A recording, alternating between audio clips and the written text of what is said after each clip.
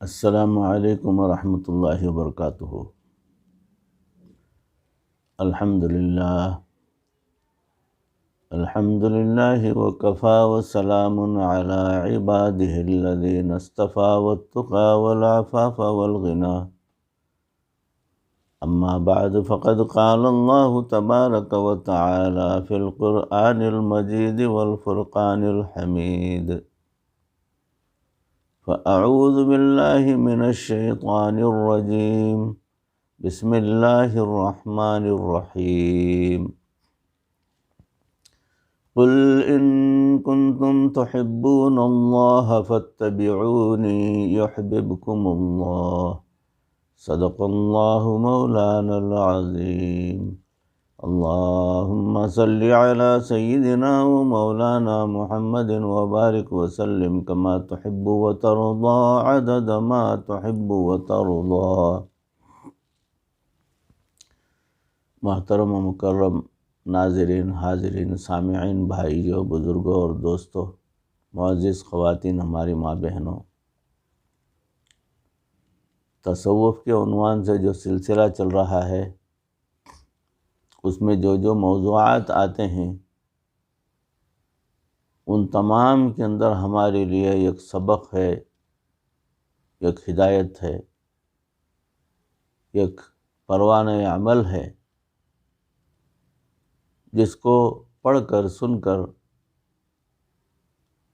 ہمیں ان راہوں پر چلنا جو ہے ہمارے لیے ضروری ہو جاتا ہے، اور اس کے فوائد آپ کو خود ہی پتہ چل جاتے ہیں کہ کیا ہوتے ہیں۔ تو تصوف کے عنوان سے جو سلسلہ چل رہا ہے، جو موضوع ہے، وہ ہے برکت اور اسباب برکت۔ اس کی پچھلی کڑی آپ حضرات نے سماعت فرمائی، اس کی اگلی کڑی سماعت فرمائیں کہ ہمارے علاقے کے قریب ایک گاؤں ہے، اس میں ایک ایسی عورت تھی جس کو حاتم تائی کی بہن کہا جاتا تھا۔ وہ بڑی سخی عورت تھی۔ اس کی یہ عادت تھی کہ اگر اس کے دروازے پر کوئی فقیر یا مسکین آ جاتا تو اسے خالی نہیں جانے دیتی تھی۔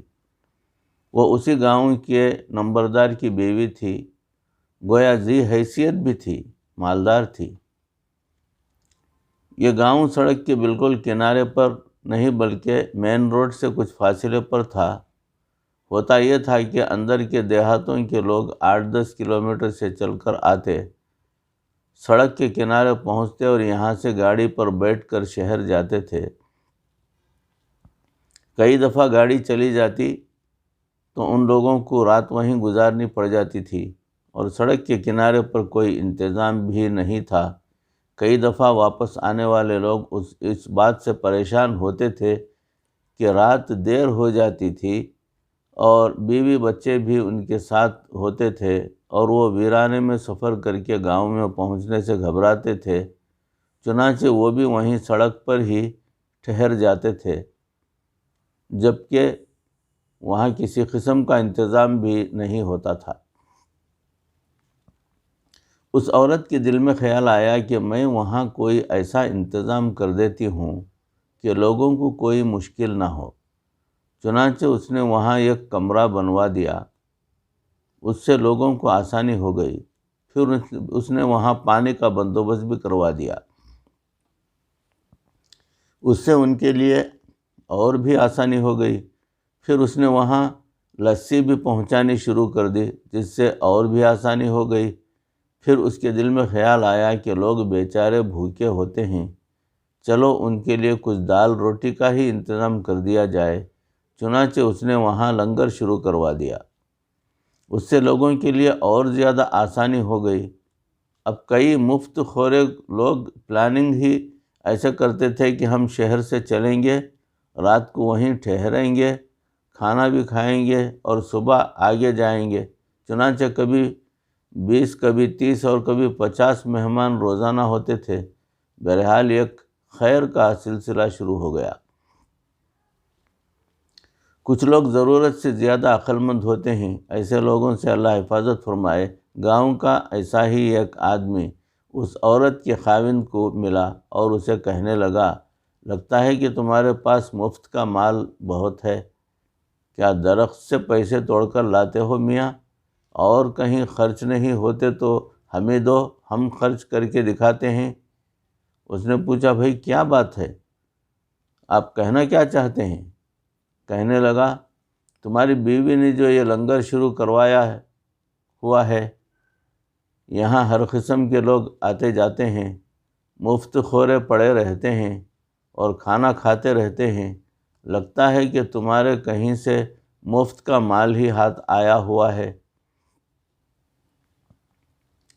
جس سے تم جو ہے اتنی فراخ دلی کے ساتھ خرچ میں لگانے دے رہے ہو۔ اس نے کچھ ایسی زہریلی باتیں کیں کہ اس نمبردار نے وہ لنگر بند کروا دیا۔ جب لنگر بند ہوا تو وہ خاتون بہت غمزدہ ہوئی، لیکن وہ بڑی سمجھدار تھی، وہ خاموش رہی اور خاوند سے بات تک نہ کی، تاہم وہ بات کرنے کے لیے کسی مناسب موقع کی تلاش میں تھی۔ 2-3 دن کے بعد خاوند نے بیوی سے پوچھا کہ کیا بات ہے، تم مجھے بہت بجھی لگ رہی ہو؟ کہنے لگی ہاں بس ایسے ہی، ذرا پریشانی ہے۔ اس نے کہا چلو میں تمہیں اپنے رقبے پر لے جاتا ہوں، وہاں باغات بھی ہیں، کھیت بھی ہیں، وہاں تم چلو پھرو گی تو طبیعت ٹھیک ہو جائے گی۔ چنانچہ وہ اپنے خاوند کے ساتھ رقبہ میں چلی گئی۔ وہاں جا کر اس نے تھوڑی دیر کے لیے ادھر ادھر گھوم کر وقت گزارا، پھر کنویں کے قریب آ کر بیٹھ گئی۔ اس نے چلتے ہوئے کنویں کے اندر دیکھنا شروع کر دیا۔ خاوند نے کہا اب رات ہونے والی ہے، چلو گھر واپس چلتے ہیں۔ کہنے لگی ہاں ابھی چلتے ہیں۔ اس نے پھر پوچھا تم یہاں بیٹھی کیا دیکھ رہی ہو؟ کہنے لگی بس ایسے ہی کنویں کو دیکھ رہی ہوں۔ اس نے پوچھا بتاؤ تو صحیح آخر کیا دیکھ رہی ہو؟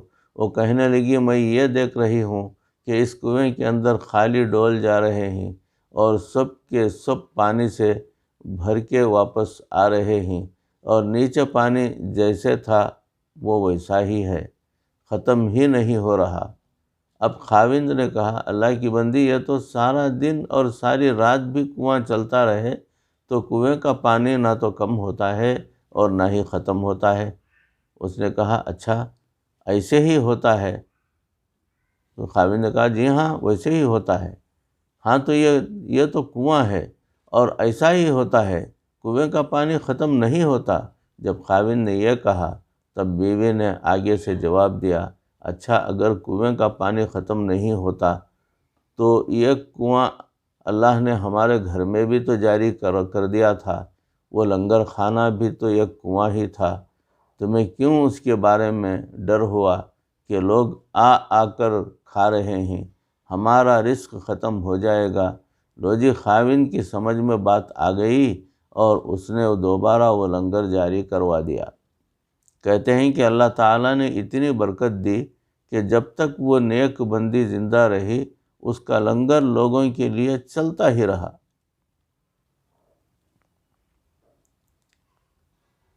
بھائیو اسی طرح نیک اعمال بھی، نیک کام بھی جو بھی کرتے ہیں ایک اچھی نیت کے ساتھ میں، تو اس میں خیر ہی خیر اور برکت ہی برکت ہوتی ہے۔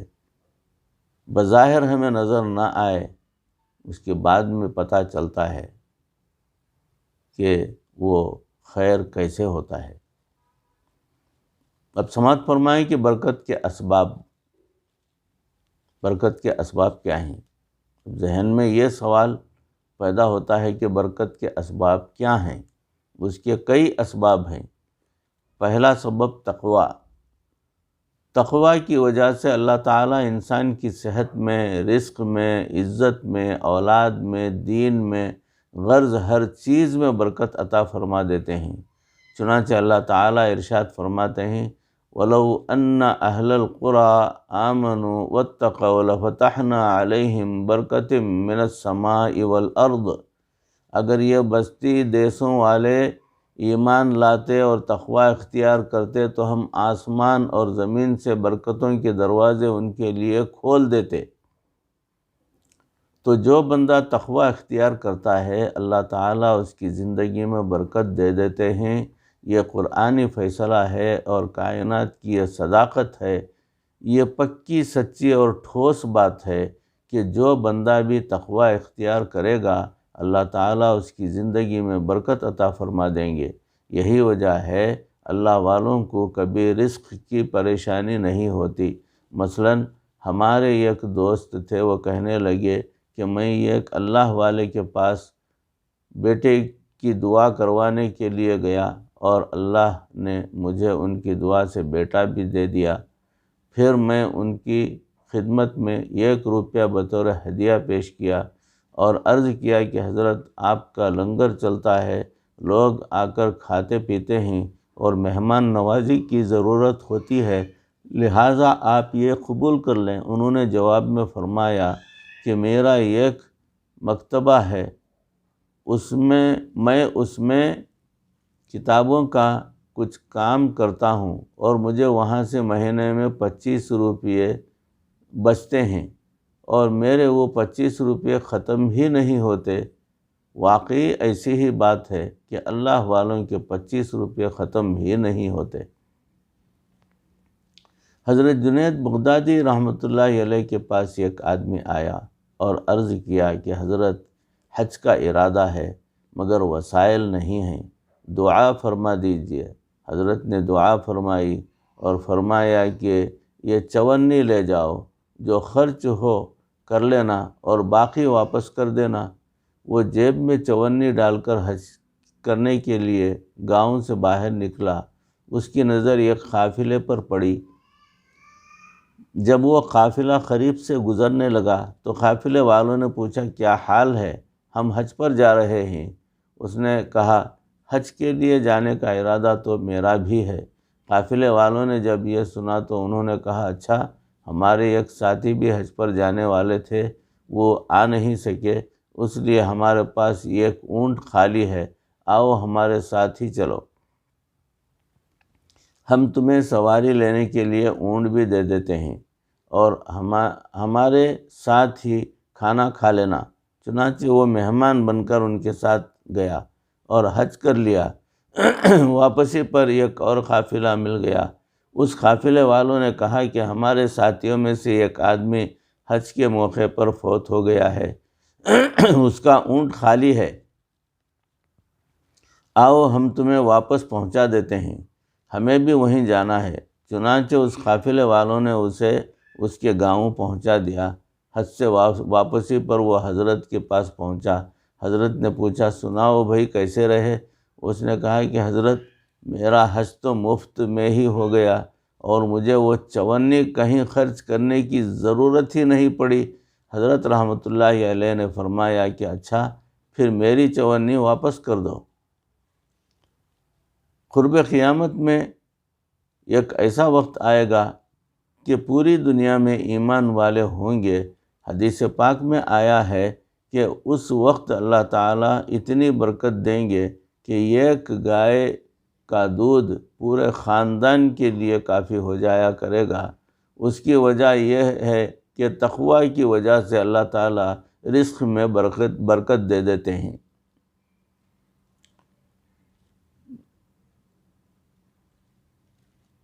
دوسرا برکت والی بات جو ہے وہ ذکر الہی ہے۔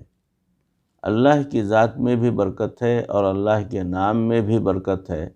اللہ کی ذات میں بھی برکت ہے، اور اللہ کی ذات میں برکت کیسے؟ اللہ تعالیٰ ارشاد فرماتے ہیں تبارک الذی بیدہ الملک، برکت والی ہے وہ ذات جس کے ہاتھ میں ہے ملک۔ اللہ کا نام بھی برکت والا ہے، وہ کیسے؟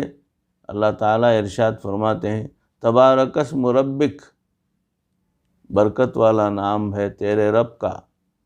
چونکہ اللہ تعالیٰ کی ذات بھی برکت والی ہے اور اس کا نام بھی برکت والا ہے، لہٰذا جو بندہ ہر اچھا کام کرنے سے پہلے بسم اللہ پڑھنے کا عادی ہو، اللہ تعالیٰ اس کے کام میں برکت عطا فرما دیتے ہیں۔ بلکہ مفسرین نے لکھا ہے کہ عربی میں اسم کا لفظ کئی معنوں میں استعمال ہوتا ہے۔ اس کا ایک معنی نام ہے، جیسے ہم کہتے ہیں شروع کرتا ہوں اللہ کے نام کے ساتھ، اور اس کا ایک معنی برکت بھی ہے۔ اس طرح بسم اللہ کا ترجمہ یوں بنے گا، شروع کرتا ہوں اللہ کی برکت کے ساتھ۔ چنانچہ ہماری چھوٹی عمر میں جو بڑی بوڑھی عورتیں ہوتی تھیں، وہ اٹھتے بیٹھتے کہا کرتی تھیں اللہ دی برکت نال، اللہ دی برکت نال۔ اب ہمیں خیال آتا ہے کہ واقعی کسی نے بڑا اچھا سبق پڑھایا تھا۔ بہرحال جو بندہ ذکر کرنے کا عادی ہو یا ہر اچھے کام سے پہلے بسم اللہ پڑھنے کا عادی ہو، اللہ تعالیٰ اس بندے کے کاموں میں برکت عطا فرما دیتے ہیں۔